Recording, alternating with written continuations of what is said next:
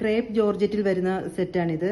Brick red ആണ് ഇതിന്റെ colour വന്നിരിക്കുന്നത്. നല്ല ഭംഗിയുള്ള ഒരു സെറ്റാണ്. ഇതിന്റെ ടോപ്പ് പോർഷനിൽ ഓൾ ഓവർ ഒരു എംബ്രോയിഡറി വർക്ക് പോയിട്ടുണ്ട്. നല്ല ഭംഗിയുണ്ട് അത് കാണാനായിട്ട്. അതിൽ ചെറിയൊരു സീക്വൻസ് വർക്കും ഇതിൽ കൊടുത്തിട്ടുണ്ട്.